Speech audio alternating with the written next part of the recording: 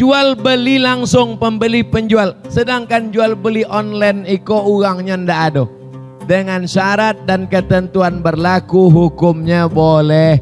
Namanya e-commerce, elektronik, commerce komersial, jual beli melalui alat elektronik. Syaratnya 3. Pertama, tidak ada risk tipu. Tidak ada tipu. Jangan sampai belilah tas kulit buaya. Di iklannya kulit buaya. Sesudah dibeli dikirim, rupanya kulit tupai. Tidak ada tipu. Yang kedua, tidak ada gharar, gambling, tidak pasti. Kirim uang Anda ke nomor berikut ini, akan kami kirim secepatnya.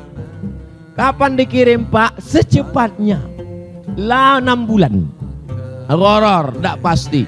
Yang ketiga, tidak boleh ada namanya zulm, aniaya, sobek, rusak. Tapi kalau cukup syarat dan ketentuan berlaku, maka e-commerce jual beli online itu sah.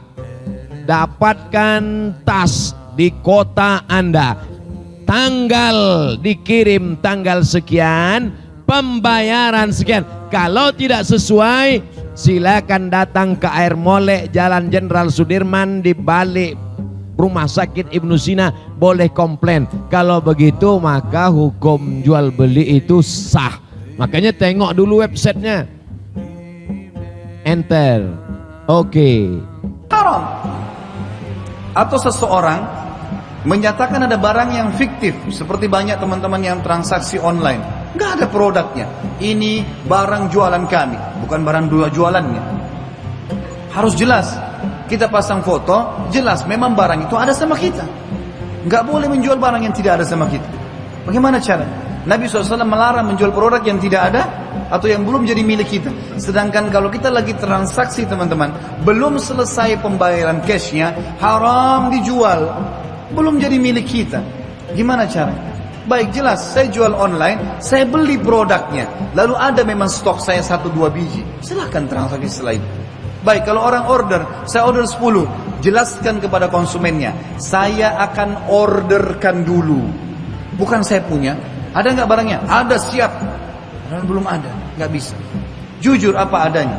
Kata Nabi SAW, lazimi, jadikan prinsip hidup kejujuran, walaupun di depan mata kalian kehancuran, dan jauhi dusta, walaupun depan mata kalian keberhasilan.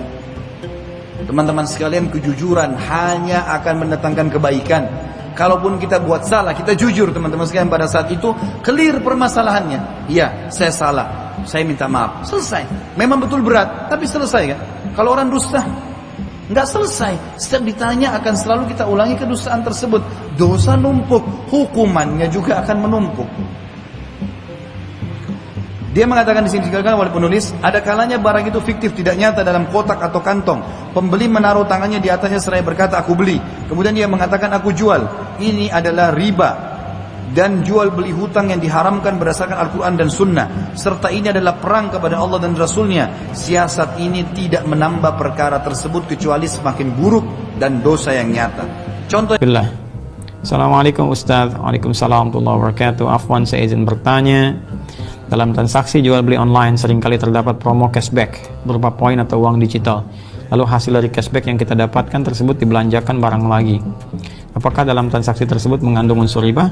Lalu bagaimana hukum mendapatkan cashback dalam Islam? Terima kasih Ustaz. Adi Hidayat beserta tim. Allah Ta'ala a'lam bissawab. Baik, ini tergantung kepada dua hal ya.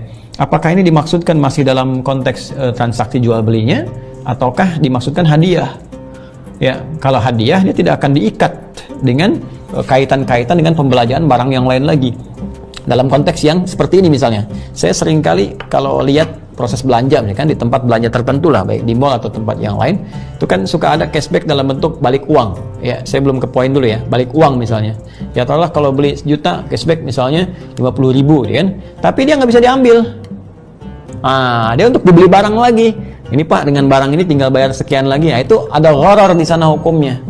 ada unsur penipuan, ya. Ya kalau misalnya harga barang 950.000 bukan 1 juta, ya kenapa nggak Anda katakan 150.000 saja, kembalian 50.000. Lalu setelah itu Anda tawarkan, Pak, ini bisa beli barang ini Pak, kalau mau misalnya nambah sekian, sedangkan uangnya udah dikembalikan. Ya, tapi kalau sifatnya cashback tapi uangnya nggak bisa diambil, diarahkan pada barang lain, itu menunjukkan harga barangnya nggak segitu sebetulnya, cuman uangnya ditahan untuk beli produk lain. Anda mesti nambah, Anda keluar uang lagi. Nah, itu gharar namanya. Ada unsur penipuan di dalam, itu nggak dibenarkan. Salah hukumnya, jual belinya cacat, kan? Tidak dibenarkan, berdosa. Kita riba dengan itu karena nggak bisa ngapa-ngapain, terima misalnya, ya uang kita nggak mau beli produknya, uangnya hangus di situ, maka uang itu adalah unsur maksiatnya. Kita mendapatkan barangnya dengan cara yang benar, tapi penjual itu berdosa di hadapan Allah Subhanahu Wa Taala karena melakukan praktek gharar dan riba sekaligus di dalamnya. Ya, kemudian kalau sifatnya tadi, ya misalnya nabung, ada poin, ada poin, ada poin. Kalau sifatnya dari situ hadiah, ya nggak ada masalah.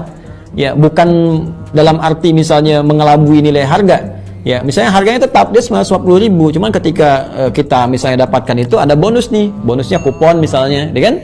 Atau poin tertentu, terus dikumpulkan, kuponnya disatukan misalnya, bisa beli sesuatu lain lagi misalnya, atau bisa gratis bahkan. Nah, sifatnya hadiah nggak ada masalah. Sifatnya hadiah tidak ada masalah, kecuali skemanya seperti yang tadi saya sampaikan. Saya kan cashbacknya berupa ini, tapi kita harus nambah kembali atau dengan niat misalnya supaya si pelanggan ini atau konsumen ini mendapatkan barang yang lain, maka harganya dimanipulasi di sini sehingga terjadi manipulasi harga untuk tujuan supaya konsumen bisa mendapatkan barang-barang lain dan terjual dengan cepat. Itu sifatnya gharar dan sekaligus ada unsur riba di dalamnya. Hindari hal yang semacam itu. Kalau perlu jangan dilakukan. Ya, balikin aja, saya batalin transaksinya, saya nggak mau seperti ini.